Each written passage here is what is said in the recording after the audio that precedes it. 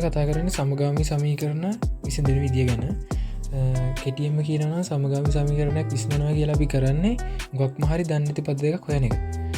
එතකොට සාමාන්‍යයෙන් ගනිතයේදී අපිට නිතර මහමෙන පද දෙක තමයි එක් එකයි වයි එකයි කියන්නේ. අපි සමගාමි සමීකරණ විසඳනවා කියලා කරන්නේ මෙන මේ එක් ගයාගේයි වයිගයාගේ හොයන එක. අපි උදාහරණ ගානකීම පටන්ගමු. මේක තමයි අපේ සමීකරණ දෙක.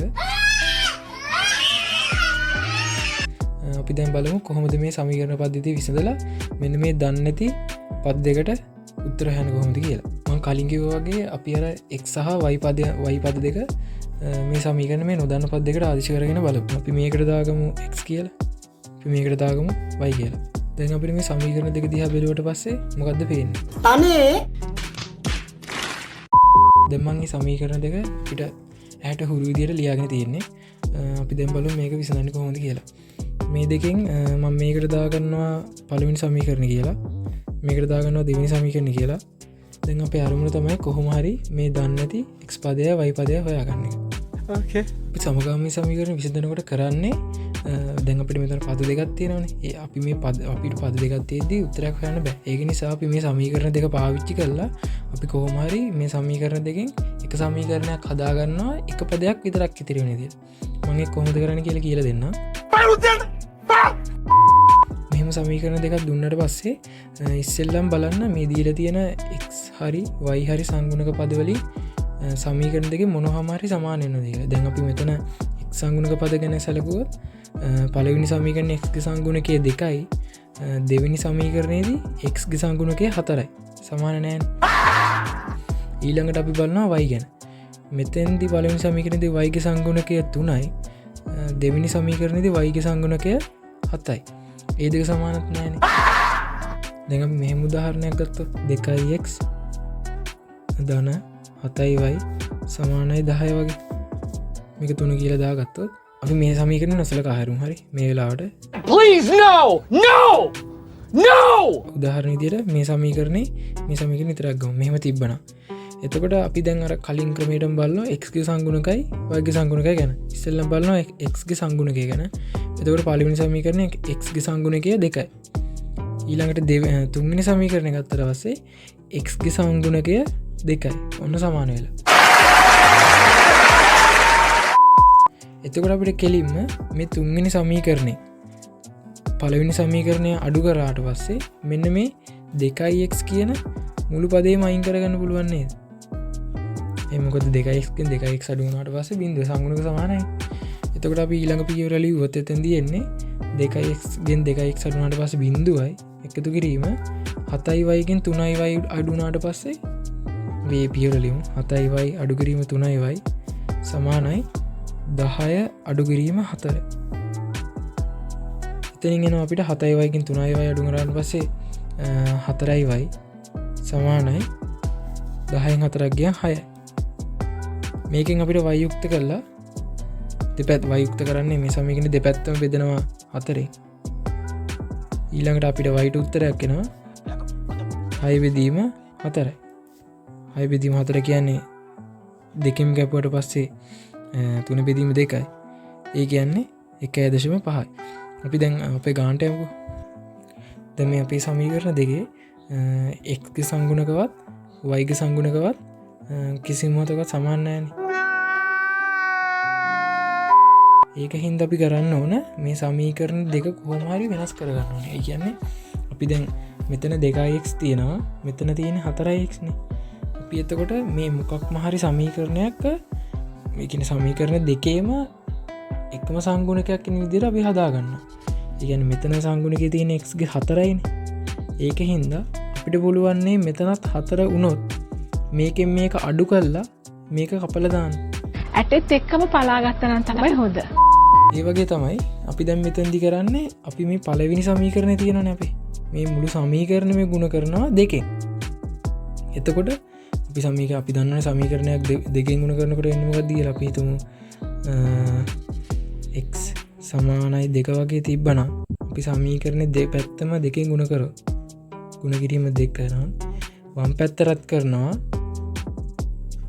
ගුණ කරනවා දෙකෙන් 2 වතාවක් x දකුණු පැත්තත් ගුණ කරනවා දෙකින් දෙක වතාවත් දෙක ඊළඟට අපිට එනවා 2x සමානයි 4යි ඔන්න ඔය වගේ කරාට පස්සේ අපිට මෙන්න මෙතන මේ තියෙන එකේ 4x එකක් හදාගන්න පුළුවන් නේද ඒ කියන්නේ අපි අපේ මුල් සමීකරණේ සම්පූර්ණයෙන්ම දෙකෙන් ගුණ කරනවා වම් පැත්තයි දකුණු පැත්තයි දෙකෙන්ම දෙපැත්තම දෙකෙන් ගුණ කරනවා හරි එතෙන්දී අපිට එනවා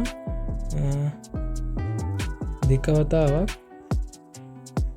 2x ධන 3y සමානයි 4 වතාවක් 2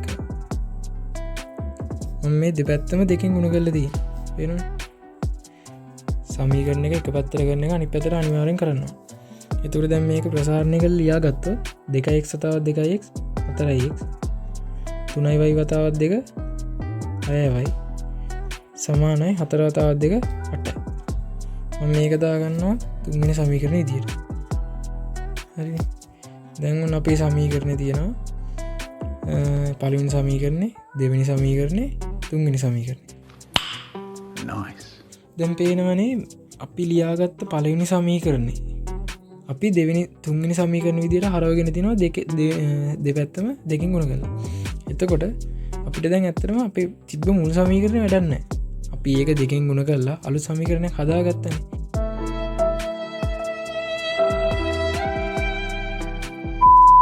ඒක තියෙනවා x ගේ සංගුණකයේ 4 දෙවෙනි සමීකරණය තියෙනවා x ගේ සංගුණකයේ 4 අපි ඔන්න ඔය දෙක ඔය සමීකරණ දෙක විතරක් පාවිච්චි කරනවා දැන් මම අර කලින් හදාගත්ත සමීකරණ දෙක වෙනම ලියලා තියෙන්නේ oh my god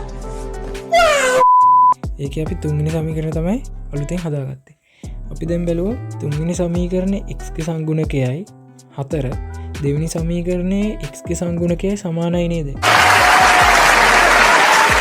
මම කලින් කිව්ව ගානේ මුලදී අපිට මොකම හරි සංගුණක දෙකක් ඒ කියන්නේ x ගේ සංගුණක දෙක හෝ y ගේ සංගුණක දෙක හෝ සමාන නම් ඒ කියන්නේ මේ පළවෙනි දෙවෙනි සමීකරණේ x ගේ සංගුණකයයි තුන්වෙනි සමීකරණේ x ගේ සංගුණකයයි සමානයි නේද එතකොට අපිට මේ සමීකරණ දෙක එකිනෙක අඩු කරලා මේ මුළු 4x තියෙන පදේම අයින් කරගන්න පුළුවන් අපි දැන් එක්කෙනෙක් විදිය බලමු මරාගෙන කාපියෝ දෙවෙනි සමීකරණයෙන් අඩු කරනවා තුන්වෙනි සමීකරණය මම ඊළඟ පියවරේ ලියනවා දෙවෙනි සමීකරණය තුන්වෙනි සමීකරණය අඩු කරලා 4x ගෙන් 4x අඩු වුණාට පස්සේ බිඳුවයි එකතු කිරීම 7y ගෙන් 6y අඩු කරා සමානයි 10න් අඩු කරනවා 8 හරිද එතකොට 7y ගෙන් 6y අඩු කරනාට පස්සේ සංගුණක අඩු වෙනවා 7න් 6 ගෙන් 1යි y එහෙමමයි සමානයි 2යි උත්තරේ එක වතාවක් y කියන y නේ y සමානයි 2යි අපි ඔන්න අපි දන්නේ නැති පද දෙකෙන් එකක් හොයාගෙන ඉවරයි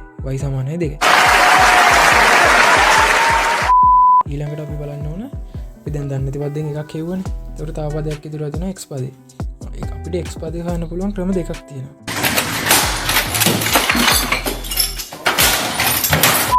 එකක් තමයි අපි දැන් මේක කරපු වගේ අපි දැන් මේක කරේ පළවෙනි සමීකරණ දෙවෙනි සමීකරණ අපි දීපු දෙකනේ අපි කරේ මේ සමීකරණ දෙකේ x සංගුණක සමාන වෙන විදිහට අපි සමීකරණ දෙක වෙනස් කරගත්තා අපි x ගේ සංගුණකය මෙතන 4යිනේ ඒ සංගුණක එන විදිහට පළවෙනි සමීකරණේ සම්පූර්ණයෙන්ම දෙකෙන් ගුණ කරා මේ මෙතන 2x නේ තිබුණේ ඊළඟට අපිට කරන්න පුළුවන් ඒ විදිහටම y ගේ සංගුණක සමාන වෙන විදිහට y ගේ සංගුණක මොනවද මෙතන y ගේ සංගුණකය 3 මෙතන y ගේ සංගුණකය 7යි එතකොට අපි එකක් නියත විදිහට තියාගත්තා අපි කියන්නේ මේ අපි හිතමු දෙක සමීකරණේ අපි වෙනස් කරන්නේ අපි පළවෙනි සමීකරණය වෙනස් කරනවා නම් අපි මේ 3 කොහොම හරි 7 වෙන විදිහට පළවෙනි සමීකරණේ ගුණ කරලා බෙදලා කොහොම හරි හදාගන්නවා ඒක අමාරුයිනේ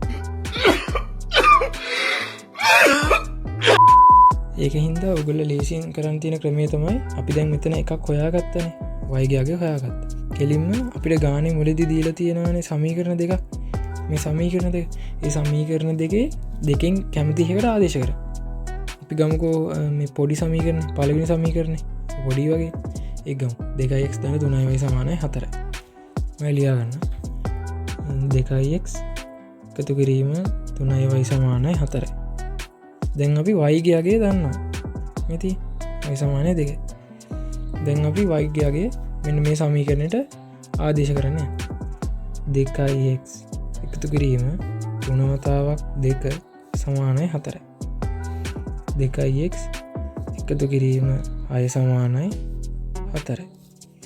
ඊට පස්සේ දැන් අපි මෙතෙන්දි කරන්නේ මේ සමීකරණය x යුක්ත කරනවා වගේ වැඩ. x යුක්ත කරගන්න නම් මොකද්ද කරන්න ඕනේ? මෙන්න මේ 6 එහා පැත්තට දාගන්න ඕනේ. 6 එහා පැත්තට දාගන්න කියන්නේ දෙපැත්තෙම 6ක් අඩු කරන් හරියට. එතකොට 2x එකතු කිරීම 6 අඩු කිරීම 6 සමානයි 4 අඩු කිරීම 6.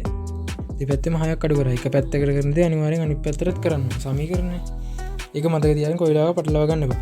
මේ පැත්ත විතරක් අඩු කරලා මේ පැත්ත විතරක් අඩු නොකර ඉන්න එපා. හරි. ඕකේ. එතකොට ඊළඟ පියවර අපිට එනවා 2x සමානයි 6න් 6ක් අඩු කරන් මෙතන බිඳුවයි.